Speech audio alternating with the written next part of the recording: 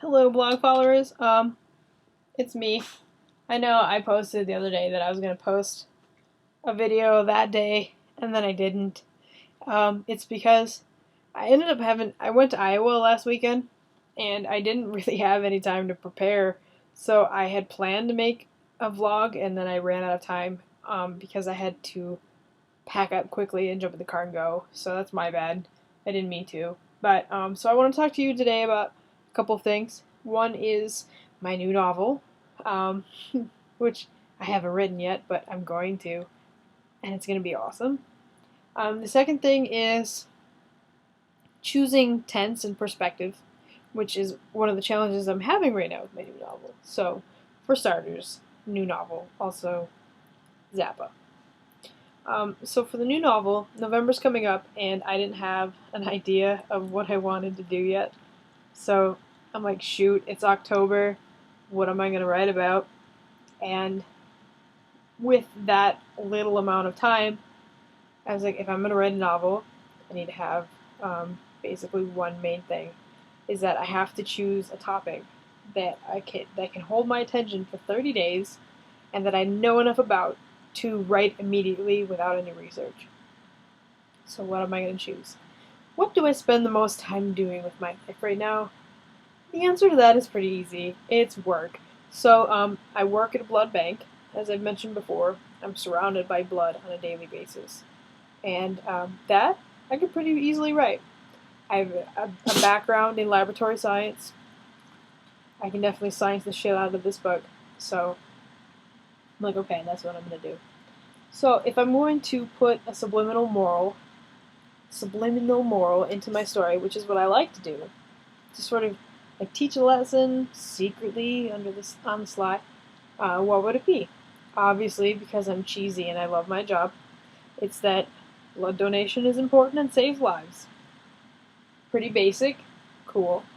So what's the conflict of my story? Obviously, everybody's dying of a horrible blood disease. The resolution is that there's a cure in the blood of a few that will save people with a transfusion. Cool. The other interesting thing about my job in particular is that I live with two people that also work there. So my husband is a phlebotomist, which means that he acquires blood from people. I work in the lab, so I process it, get it ready to where it needs to go, and I fulfill orders. And then my roommate is a courier, so he drives the blood to where it needs to go to save the lives. And I was like, well, great. So we just became the main characters in my book. Not a big deal, very easy to do. So, next step, we're all horrible people. So my character is a horrible person who basically did not invent the cure for a good reason. She just wants to make money on it. Her family engineered the disease itself, so she's not a good person. And then Brad's character has a gambling problem and will do just about anything for money, so he's in charge of going to find the people that have the special blood so that we can lock them in a dungeon and bleed them to death and then go get new ones.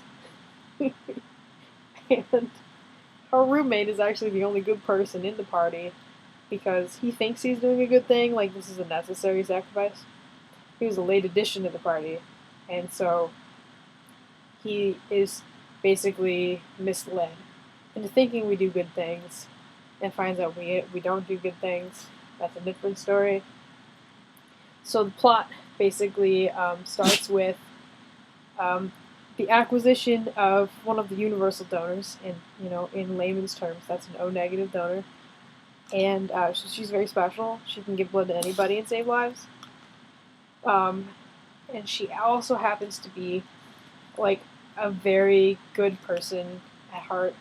Like, she finds out what it is that we're doing, but she's willing to do it anyway because she knows that it'll help people, and so like she will push herself beyond the limits of what she's supposed to do this, and in turn, that sort of changes one of the characters of our party and becomes a catalyst for the conflict and the resolution of the book.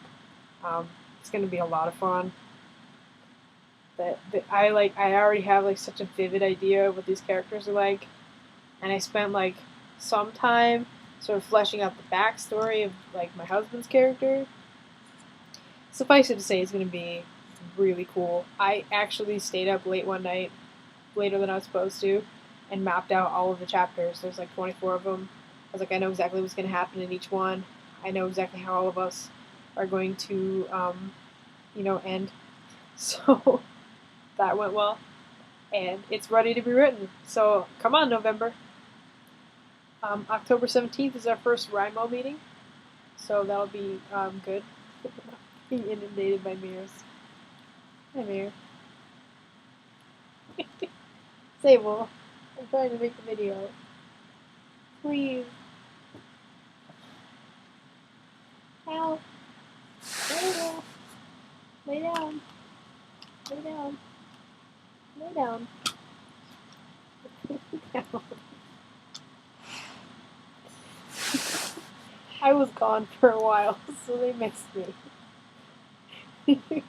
Okay, so the second thing, if you can even see me anymore, is tense and perspective. So typically I write in what's called third person limited, which is he, she, they, etc. But it's also written past tense, and you sort of limit it to the perspective of a single character. So you don't know what all the characters are thinking, you only know what one is thinking. And you see the world through that character's eyes. So if they're wrong, and covers your whole perspective of what's going on. I'm very comfortable with that, and I tend to default to it without even thinking about it. So that's me. But most books, I would say, are written in what's called third person omniscient, which is sort of like, like you're the overseer of the entire world, so you can see all the characters' perspectives at the same time, and it's in past tense. Those are typically the two I go to, but a lot of especially young adult books write from first person, which is, from the perspective of a character, and it uses I, me, etc. So it's basically like, well, I did this, and I saw this, and I did that. That's what first person does. Hi.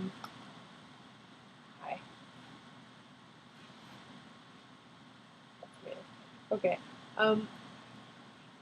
So I'm toying with the idea of doing third person omniscient, but I'm defaulting towards third person limited, which is what, like, when I was working on the one character's background, that's what I started with. That's working fine.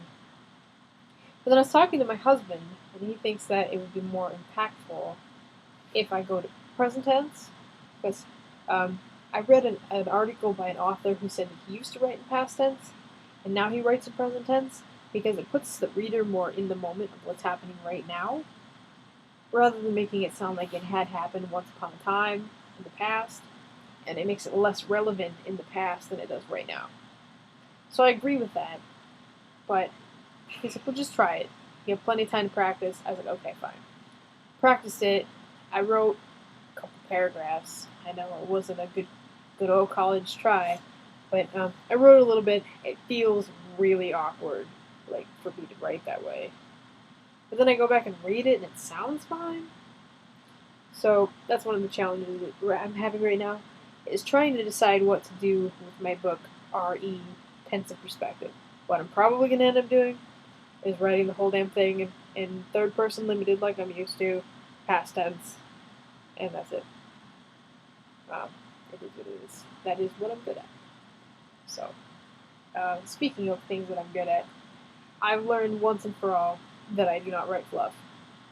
What is fluff? Fluff is happy stories, happy endings, pleasant topics, that kind of thing. Heartwarming stories of family and friends and romance, not my cup of tea. So I've learned once and for all that I am best at making people cry and exploring the horrible parts of humanity, and that I tend to do quite well. My readers tell me so all the time. The reason I say that is because I was writing this other story, starting to get boring, probably because it's not dark enough, And then I was tempted by this nano novel, and I'm like, I'm going to put that aside and focus on this. The only reason I say that is because at some point you got to accept what you're good at and what you enjoy. And what I enjoy, apparently, is making people cry. Anyway, I'm going to leave you guys there. I hope you're as excited about my new novel as I am, because we're already halfway through October. Where the hell did summer go? And November's almost here. So we have preparations to do. Are you ready? Because I am.